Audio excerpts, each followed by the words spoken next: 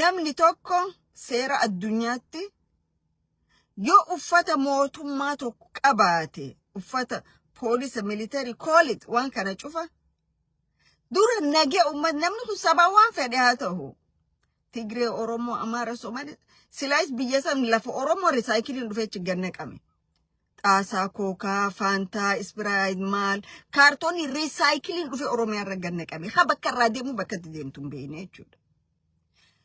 At least kana keessa eega namni tokko nama ta'e mirga namoomaa isaa kabajuutu sirra jiraata mitiire.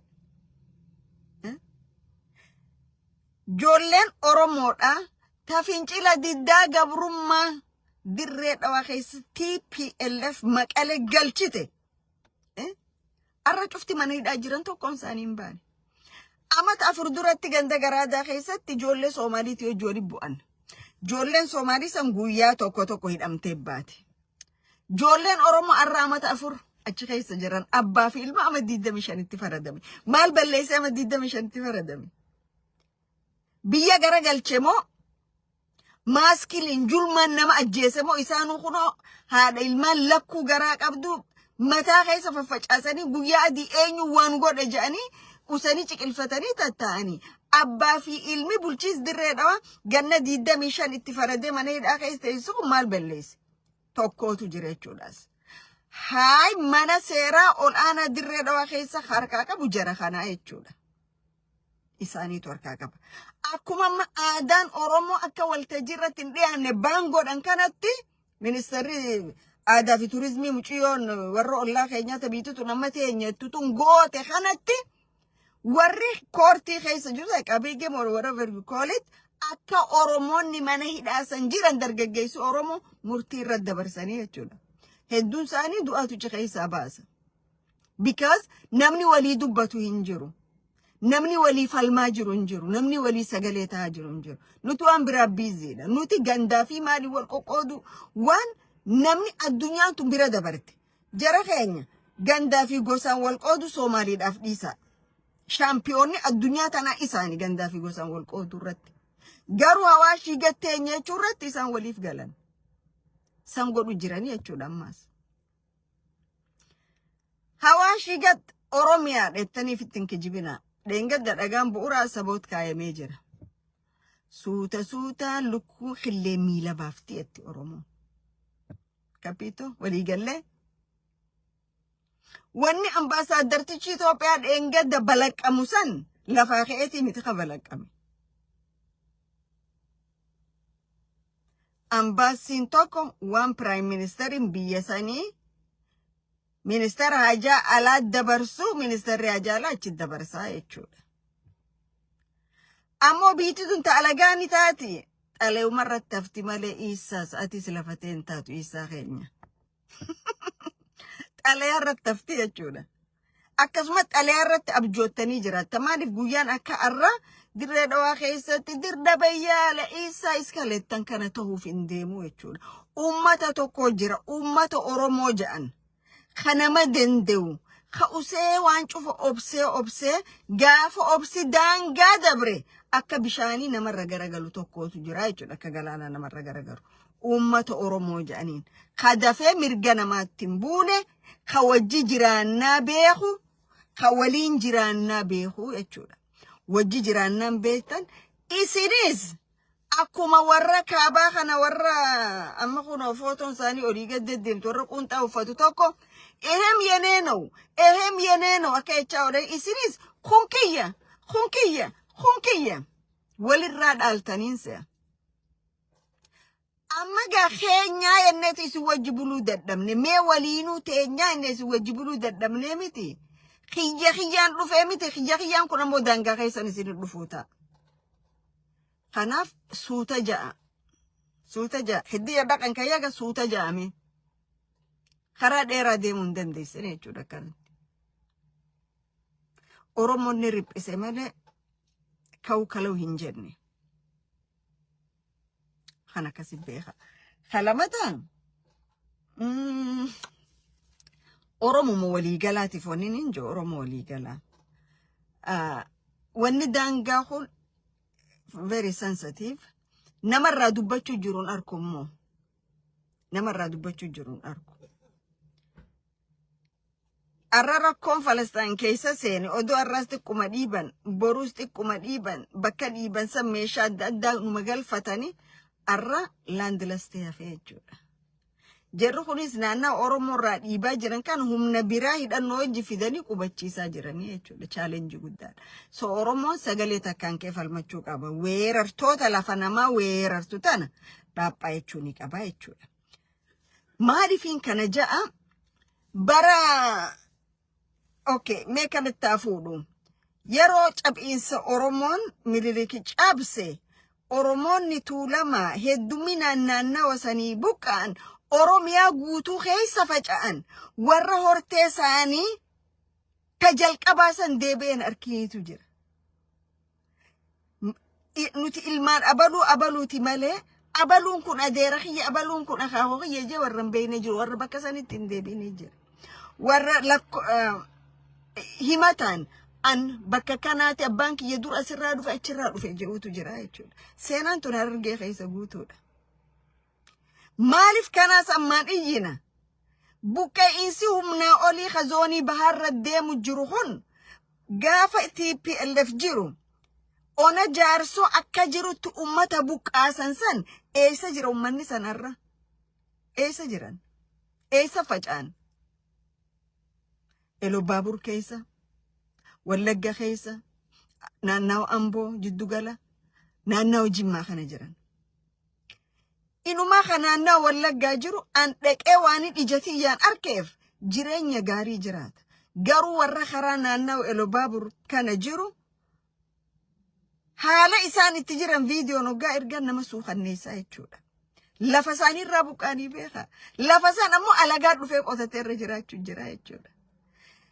Ammas buqqa'insi san dhufu jira. Haareetti hortii afran qalloo irratti. Maal ta'uu deema? Oromiyaa guutuu keessa faca'ee dur Harargeettiin dhaladhe, ona Jaarsoottiin dhaladhe, ona Alaa, ona Noolee akkana je'eeti warra keenyaa dur achii dhufee jechuu deema malee wanni biraa kennu jechuu deemu hin jiru jechuudha. Bara Oromoo biyya bulcha ja'anitti.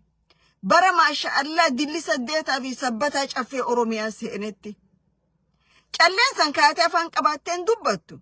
Qarmaan san afaan qabaateen dubbatu. Saddeeni san afaan qabaateen dubbatu kama abbaa kiyyaatiin taaree. Isaan dalagaan isaanii harka dha'uudha jechuudha. Miseensa warra harka dha'u. Ummata isaan bakka bu'an quban qaban jechuudha. This is very sad. Hedduu gadda kun Oromoodhaaf. Qaanii dhalleedha. Oromoon maalirra akka jiru if gaafachuu qaba if laaluu qaba. Wanni kun akka tokko fala harkachuu danda'a. Oromoon tokkummaa isaatiin ifii isaatii dura keessa manasaa hujii manaasaa hoomorkii manaasaa fixachuu qaba dura Oromoon. Odoo hoomorkii mana keetiin fixatin gandarra deemuun hin ulfaatu ree. Hin ulfaatu. Odoo mana keetti eeleerran kaayin ganda namaa dhayxee gaawwarra kaayuun hin ulfaatu. Adda bilisummaa Oromootiin diineettee faannoodhaan fira jechuun hin ulfaatu.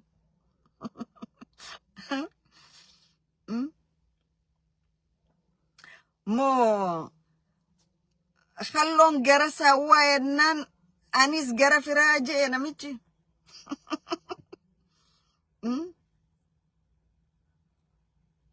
Ajaa'iba rabbiiti.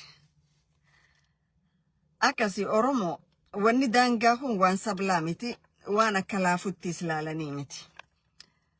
Naannawa kana balaan irra deemu jirtu balaa xiqqoodhaa miti. Waan Ziyaad Barreen taankii fi xayyaaraan dadhabee arra tola harkachaa jiran. Ka garaa na belleessu, ka nama deessu, qeerroo dhiini qeerroo bilisummaa Oromoo. Ummata Oromoo gabrummaa keessa deebiseeti. Qeerroo mana hidhaa dachaasee lafa Oromoo bilaashitti biyyoota ollaatiif fire. Dhiini qeerroo saniif gannaqame. Warra guyyaa tokko dhagaa tokkon darbiniitu arra dhiiratee haa. Sadeen gaddafaa maaliin arkee كللين أدري بيوتك أجاجاشانيتين كبيت أدري أنت يوم ديرج أبو جل كبدلاتا أدري يوم ديرج أبو جل كبدل من هناچو ينجا سووج يوم والتجيب إرادة يتاني إرادة أبو جل كبدن هنولين بربري سادة رادا ميتي دين قدوما خسينا دان الرابر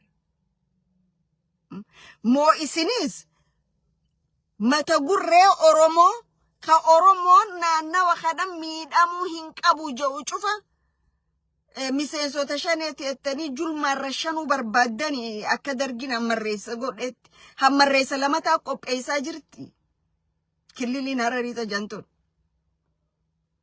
biyyata ka keessatti kilili dhaabbattuun dhageenyo kun dura seera ala deemsa seera alaati me ajaja shane zoni bahaq amnetan adare me odira tatari numa qabdani jiratan asbasa gafni sin kana mallatte istan fagon turreber waluma temnawli waluma hima demna echuda wan garte durriyen cufti saba oromo ratti han cufa tufte irraqeshna gotu fin qabu echuda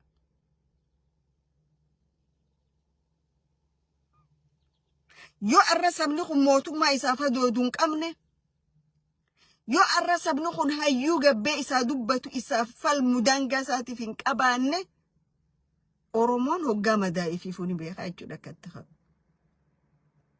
akkatti ka'u ni beekaa jechuudha oromoon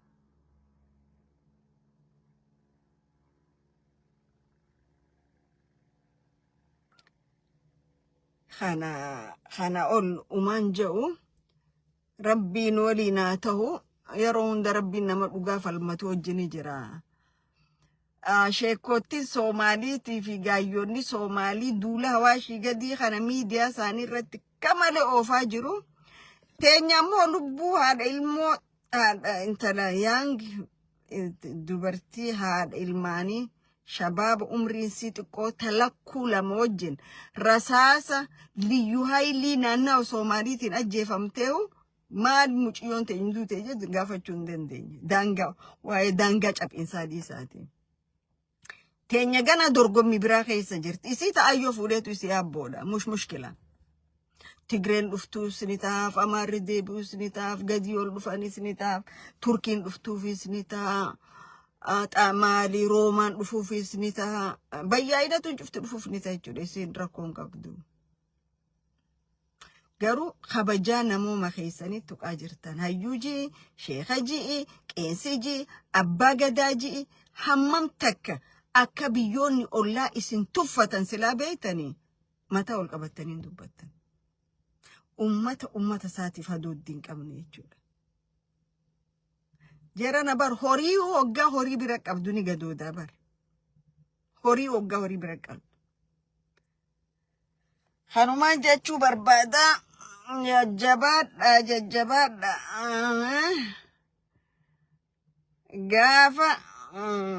Gaafa maal bilisoomsineettanuu beekne bakkatti deemtanii akkasii wallaalla gaa waluma dhaggeeffannaa wallaalla rooble kan fayyana gaa waluma laalla fagoo sin dhayxanii sin jiru ummanni Oromoodha kaniin jechuu barbaadu saba Oromoo ummata Oromoo hayyuun kee beekaan kee hedduu si tuffatee jira akkuma alagaan si tuffatee jira akkuma alagaan kopheen sirra deemtutti kopheen sirra deemaa jira jechuudha. Ol ka'ii dubbatadhu. Anis ummata. Anis biyyaan qabaa biyya caaltu biyya too Oromiyaa uumamaan badhaate.